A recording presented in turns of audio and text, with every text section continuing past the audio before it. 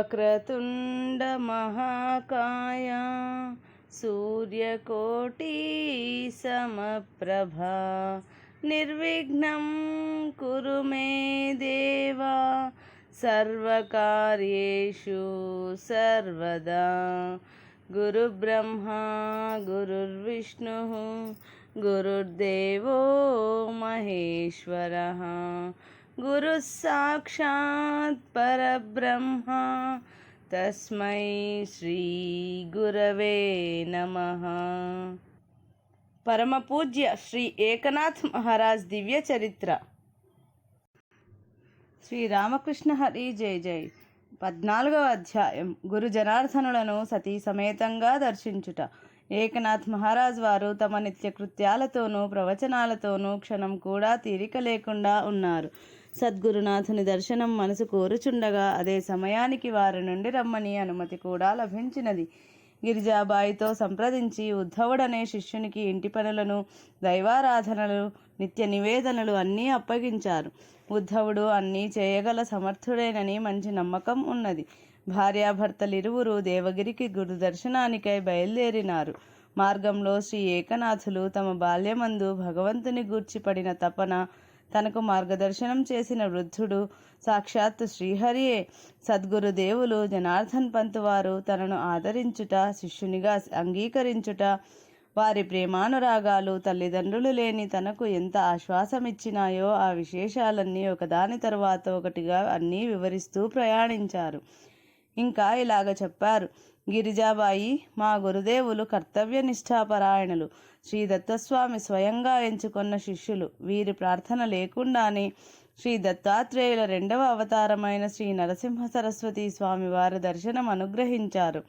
నరసింహవాడికి అమాంతంగా యోగశక్తితో తీసుకుపోయి అక్కడ శక్తిపాతం చేసి బ్రహ్మానుభూతిని ప్రసాదించారుట. తరువాత జీవితముని యోగమయంగానే గడపమని ఆదేశించారట. శ్రీ దత్తస్వామిని దర్శించిన వారెవ్వరికైనా ఈ భూమిపైన జీవించాలనిపించదు. కానీ ఆయనే జగద్గురువు కావున గురువాజ్ఞ లేకుండా ఏ భక్తుడు గాని శిష్యుడు గాని స్వయం నిర్ణయాలు తీసుకొనకూడదు. కావున ఆయన ఆజ్ఞలను శిరసావహిస్తూ లోకహిత కార్యాలు చేస్తూ జీవితాన్ని లోకానికి అంకితం చేయాలి. శ్రీ దత్తాత్రేయులు ఈ లోకానికి తాను దత్తమైనారు కాబట్టి ఆయనకు దత్తమైన వారిని కూడా ఈ లోకానికే దత్తం చేస్తారు. ఇది ఒక దివ్య ప్రణాళిక. శ్రీ దత్తాత్రేయ తత్వము ఎంత సులభగ్రాహ్యమో అంత అఘాతం కూడా అని గిరిజాబాయితో చెప్పారు. ఏకనాథ్ మహారాజ్ తమ భార్యతో ఈ విధంగా మార్గాయాసం తెలియకుండా ఉండగలందులకై శ్రీ దత్త కథలను చెప్పుచున్నారు.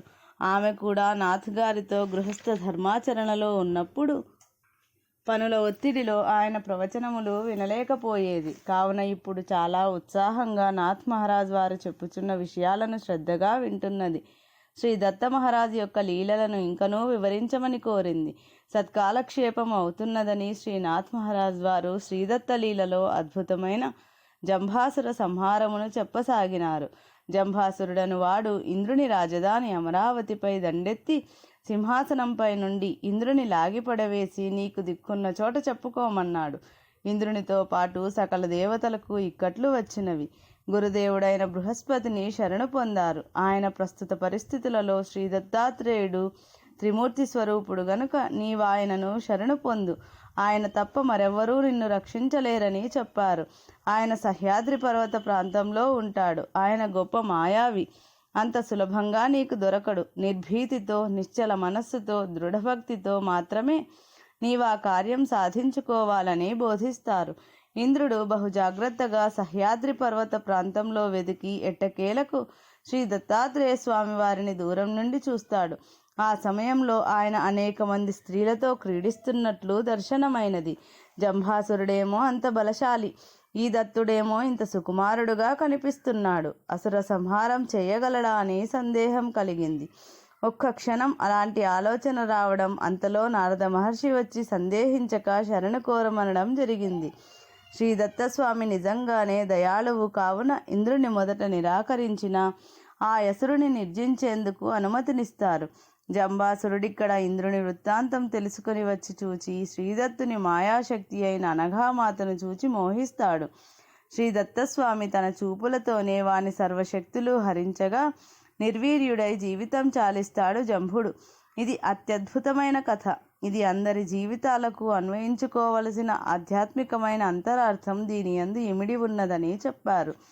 గిరిజాబాయి ఆశ్చర్యంతో, స్వామి, ఆధ్యాత్మిక అన్వయం నాకెలా కుదురుతుంది? దయతో తమరే విడమర్చి చెప్పండని కోరింది. అప్పుడు నాథ్ మహారాజ్ ఇలా చెప్పారు. శ్రీదత్త స్వామి నివాసం సహ్యాద్రి అనగా కొండంత సహనం కలిగి ఎవరుంటారో వారి హృదయమే దత్తుని నివాసం. మన శరీరంలో 7 చక్రాలున్నాయి. ఆ చక్రాలన్నీ శ్రీ దత్తశక్తితోనే సక్రమంగా పనిచేస్తున్నాయి. అదే ఆయన స్త్రీలతో క్రీడించే దృశ్యము. అనగా వాటన్నిటికీ ఆ దేవుని స్పర్శతోనే శక్తి వస్తున్నది.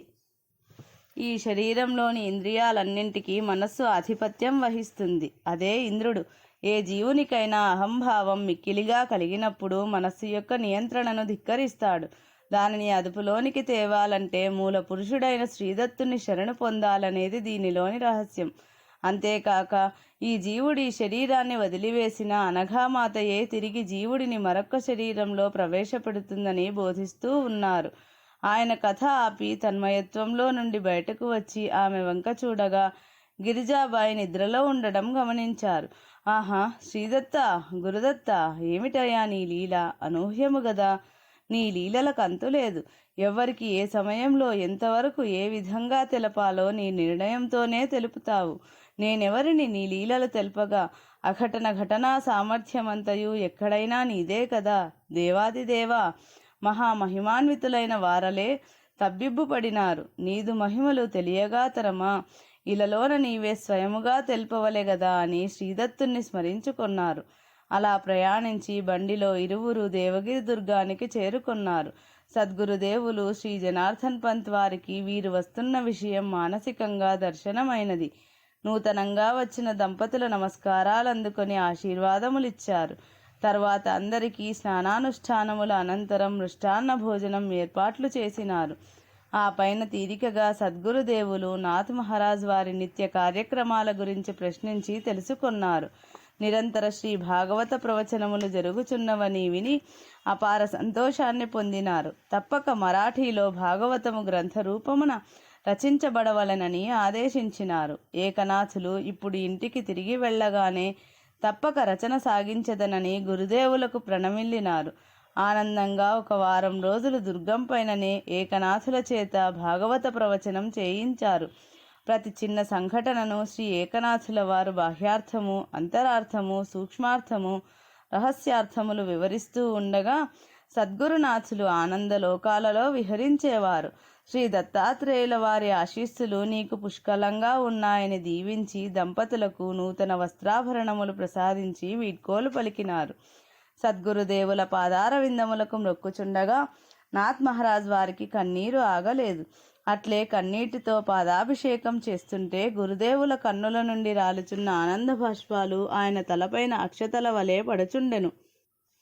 నాథ్ మహారాజ్ను లేవదీసి గురుదేవులు ఆలింగనము నర్చుకొనెను.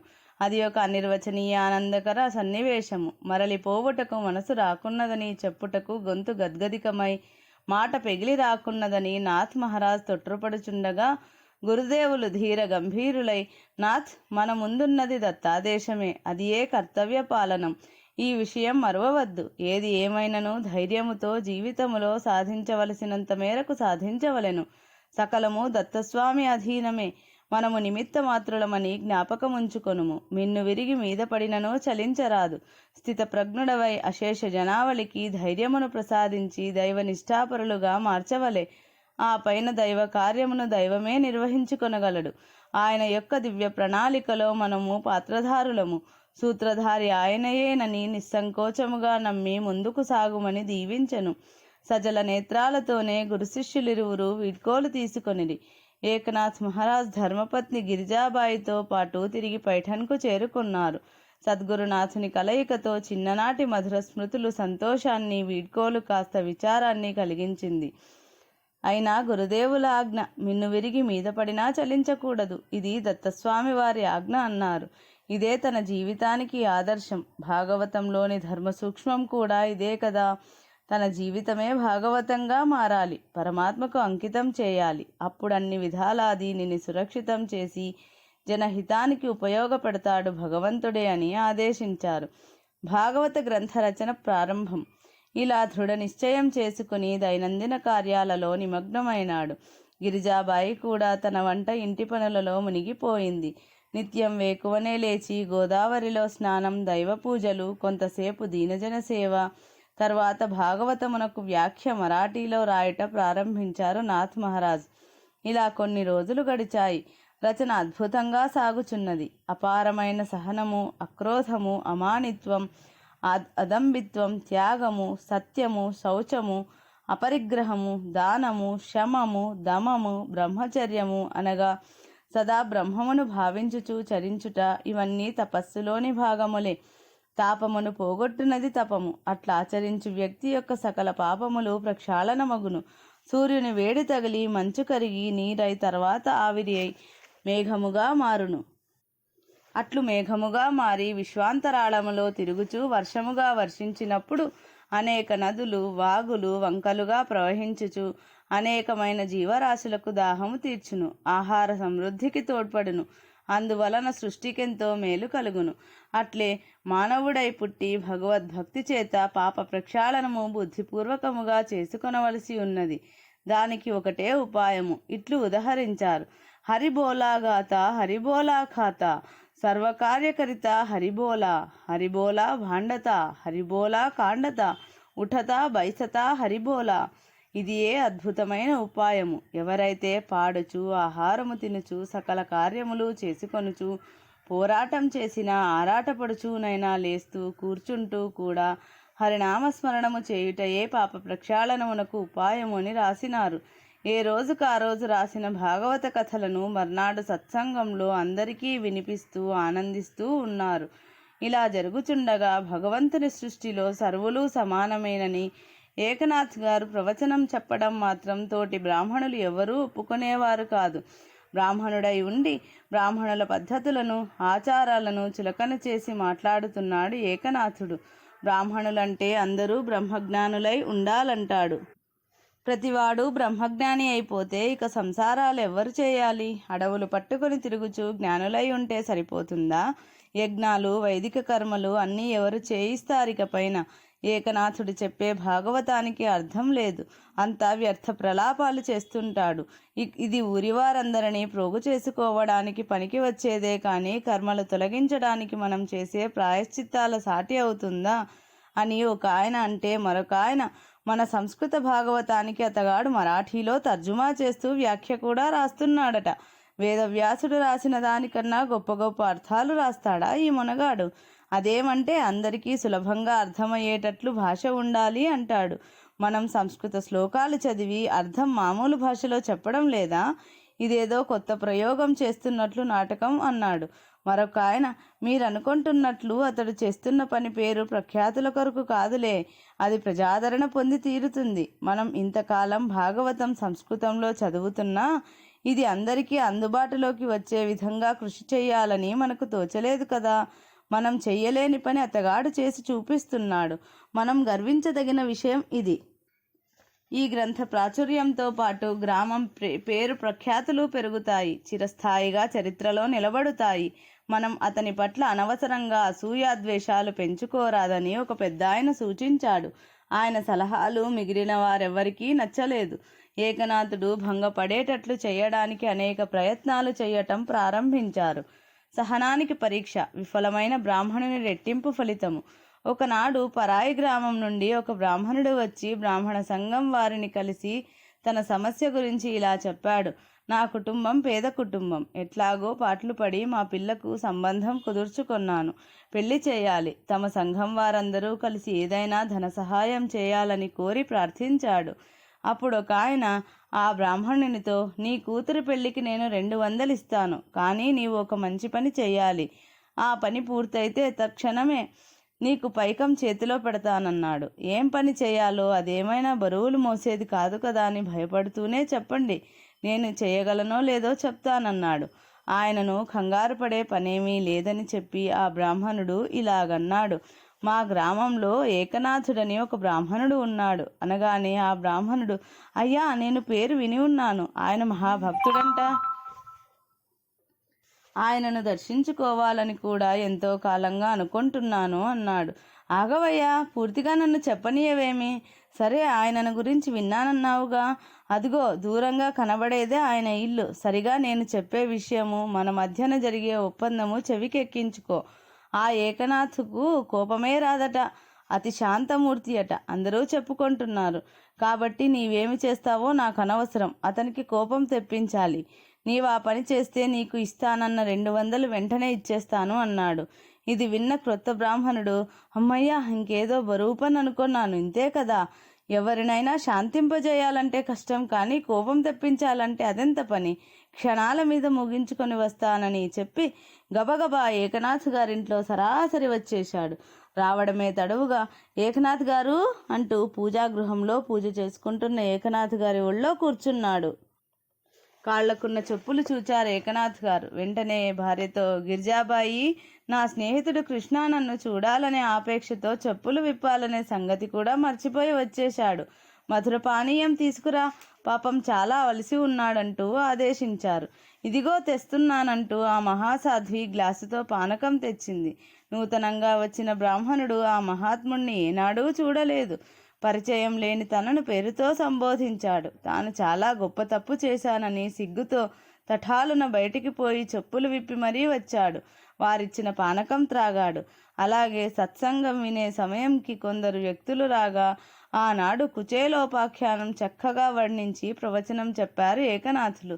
అందులో శ్రీకృష్ణునికి సుధాముడు నిజంగా చిన్ననాటి స్నేహితుడు. సహాధ్యాయిగా గురుకులంలో బలరామకృష్ణుడు ఉన్నప్పుడు ఇతను కూడా ఉన్నాడు. అటువంటి వాడు కృష్ణ దర్శనానికి వస్తే కృష్ణుడెంతో గొప్పగా ఆదరించి పాదపూజలు చేసి మర్యాదలు చేసి నూతన వస్త్రాలు ధరింపచేసి మృష్టాన్న భోజనం పెట్టించాడు. అతడు జాగ్రత్తగా తన ధోవతి కొంగున మూటకట్టుకొని తెచ్చిన అటుకులను కోరి మరీ తిన్నాడు. తిరిగి కుచేలుడు తన ఇంటికి పోతానని ప్రయాణమైన సమయంలో అతని చింకి బట్టలే కట్టుకొని పొమ్మని, అదియే అతనికి శ్రేయస్కరమని సూచించి పట్టుబట్టలు ఆభరణాలన్నీ విడిచిపెట్టమన్నాడు. కుచేలుడు అది కూడా తన మంచికేననుకొన్నాడు. ఈ రాజప్రాసాదం ముందర తాను మొదట వచ్చినప్పుడు తనను అవమానపరిచిన ద్వారపాలకులు ఇప్పుడు తానేదో అపహరించుకొని పోతున్నట్లు భావించి బాధించవచ్చు. కాబట్టి నేను ఎట్లు వచ్చి తినో అట్లే పోవుట మంచిదని నిర్ణయించుకొని శ్రీకృష్ణుని సలహాను పాటించి యథాప్రకారం తన దోవతినే తాను ధరించి వీడ్కోలు తీసుకొని పోయెను. కుచేలుడు నడిచి నడిచి తన గ్రామం చేరుకొని తాను నివసించు వీధికి పోయి చూడగా తన గృహము కానరాలేదు.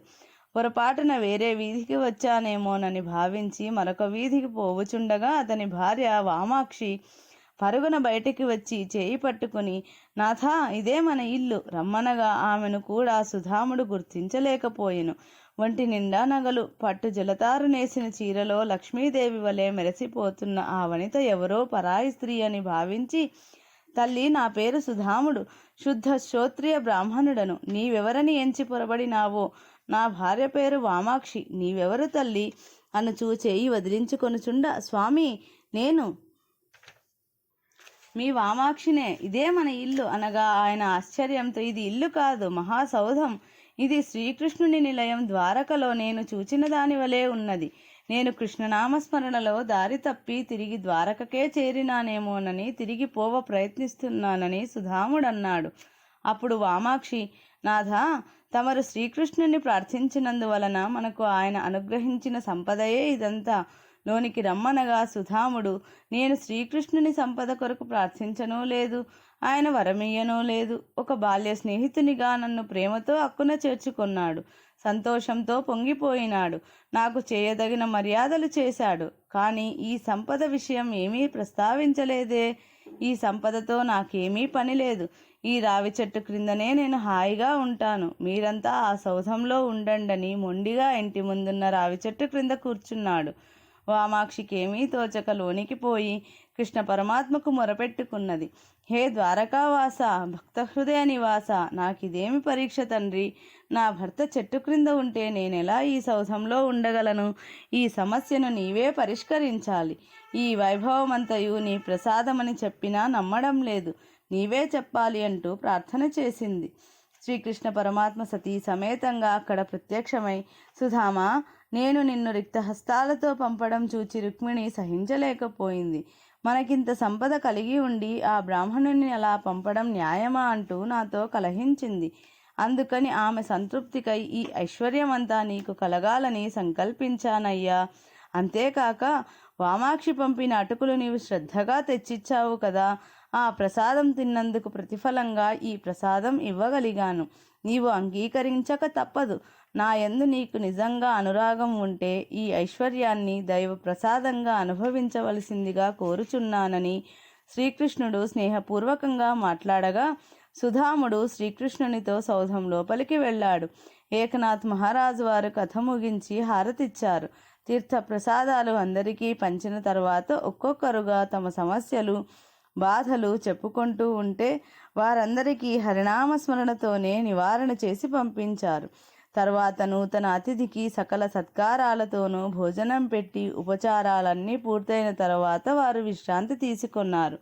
నూతన అతిథి తన కార్యక్రమం ఎలా నెరవేర్చుకోవాలని పథకం వేసుకుంటూ పడుకున్నాడు. ఇంతటి మహాత్ముడైన వ్యక్తికి కోపం తెప్పించాలా? తాను ఎంతో తేలికని భావించాడు. కానీ చాలా కష్టమే.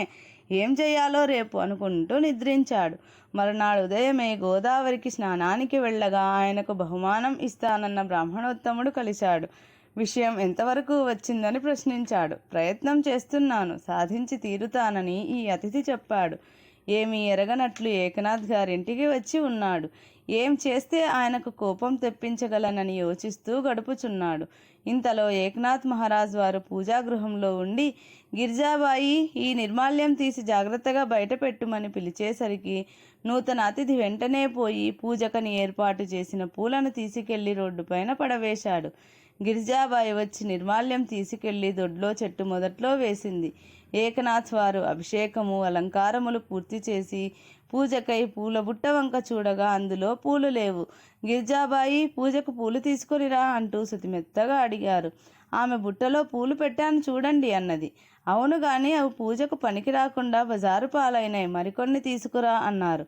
ఏం జరిగిందో వారికి తెలిసిపోయింది. ఏం జరగనున్నదో కూడా తెలుస్తుందేమో. కొంచెం సేపు తనలో తాను మథనపడ్డాడు అతిథి.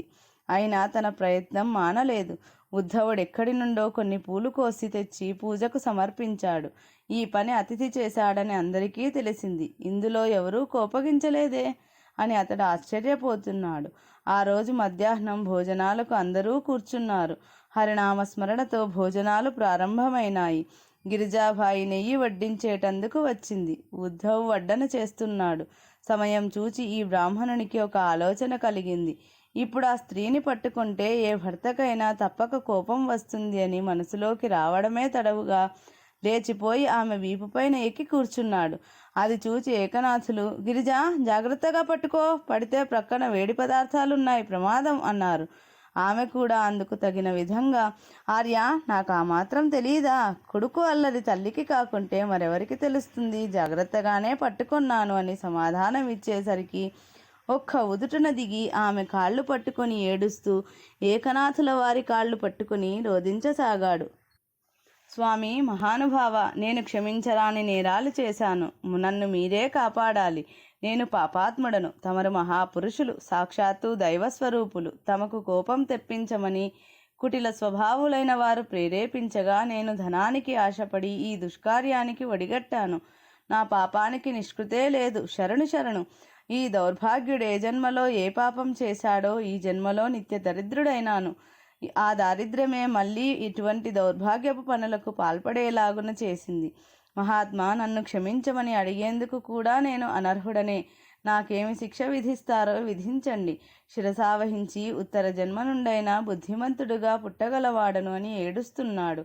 అక్కడ ఉన్నవారు అందరూ ఆశ్చర్యంతో, ఎవరు నిన్ను ప్రేరేపించారు? ఏమా కథ అని అడిగారు. అప్పుడతడు తన బిడ్డ పెళ్లి కొరకు ధన సహాయం కోరగా ఏకనాథునికి కోపం తెప్పిస్తే నీకు 200 రొక్కం ఇస్తామన్నారు. అయ్యో, నన్ను మన్నించండి. వారికి నా ముఖం కూడా చూపించకుండా మా గ్రామానికి తిరిగిపోతాను అంటూ దుఃఖిస్తున్నాడు. ఏకనాథ్ మహారాజ్ చిరునవ్వులు నవ్వుచూ, విప్రోత్తమా, నాకు పరీక్ష పెట్టింది నీవని గాని ఆ బ్రాహ్మణులని కానీ భావించను. నేను నమ్మి ఆరాధించే నా దైవమేనని విశ్వసిస్తాను. తమరేమీ బాధపడవద్దు. 200 దక్కలేదని విచారించకండి. అంతకు రెట్టింపు లభిస్తుంది. దైవం కరుణామయుడని నమ్మండి. మన జీవితాలు శ్రీహరికి అంకితం చేస్తే రక్షకుడు, శిక్షకుడు తానే అయి నడిపిస్తుంటాడు అని బుజ్జగించి ముందుగా భోజనం చేయమన్నాడు. బిక్కుబిక్కుమంటూ ఆ విప్రుడు భోజనం చేసి గిరిజాబాయికి మరలా పాదాభివందనం చేసి సెలవిప్పించమని కోరాడు. అంతలో ఏకనాథ్ మహారాజ్ వారు, ఓయి, ఇవిగో నీ బిడ్డ పెండ్లి ఖర్చులకు 200 రూపాయలు తీసుకుని సలక్షణంగా పెళ్లి చేయి. ఇప్పుడు చిన్న నాటకం ప్రదర్శించాలి. నాకు కోపం వచ్చినట్లు నీ వెంట పడతాను. వారు నీకిస్తానన్న రూపాయలు కూడా ఇప్పిస్తాను, తీసుకో అని అందరూ చూస్తుండగా ముందు ఆ బ్రాహ్మణుడు పరిగెత్తుచుంటే వెనకాల ఒక కర్రతో ఏకనాథుల వారు, వారింట్లో ఉన్న మిగిలిన సభ్యులు అందరూ తరుముకొని వస్తున్నారు. బహుమానం ఇస్తామని చెప్పిన బ్రాహ్మణుడు కొంగున కట్టుకున్న 200 రూకలు ముడివిప్పి ఆ బ్రాహ్మణునకు సమర్పించగానే అతడు ధోవతి కొంగున కట్టుకొని ఏకనాథుడు కొట్టేస్తాడేమో, నేను పోతున్నా అంటూ పరిగెత్తుచూ కొంచెం దూరం పోయి, మహానుభావ, కృతజ్ఞతలు, పోయి వస్తానని వెన్నుదిరిగి ఏకనాథునికి చెప్పుచూ పోతున్నాడు. ఇక్కడి బ్రాహ్మణులు, ఇదేమిటి, మనం ధనం ఇచ్చాము, మనకు కృతజ్ఞతలు చెప్పకుండా ఏకనాథ్కు చెప్తాడేమిటని ఒకరి ముఖాలొకరు చూచుకుంటున్నారు. అంతలో వారింట్లో ప్రేక్షకులుగా సర్వం దర్శించుకున్న వారు వచ్చి, వెర్రిబాపనయ్యలంటే మీరే, ఏకనాథుల వారు కోపగించారంటే నమ్మేశారు. ఆయన దగ్గర మీ పాచికలు పారతాయా? మీరెంత చదువుకున్న వారైనా దుర్గుణాల పుట్టలు కాబట్టే ఇలాంటి పిచ్చి పిచ్చి ఆలోచనలు చేసి నష్టపోతున్నారు. ఆ బాపనయ్యకు మేలే జరిగిందిలే. ఏకనాథులు 200 ఇచ్చారు, మీరు కూడా 200 ఇచ్చుకున్నారు. రెట్టింపు లాభం ఆయన పొందాడు, మీకు అవమానమే మిగిలింది. మీరు జ్ఞానం కలిగి ప్రవర్తిస్తే ముందు ముందు భగవంతుడు కరుణిస్తాడేమో అంటూ తలా ఒక మాట అంటుంటే ఊరివారిలో తలవంపులైనాయా బ్రాహ్మణులకు. రామకృష్ణ హరి జై జై, పాండురంగ హరి జై జై. ఇది శ్రీ ఏకనాథ్ మహారాజ్ వారి దివ్య చరిత్ర 14వ అధ్యాయము సంపూర్ణం.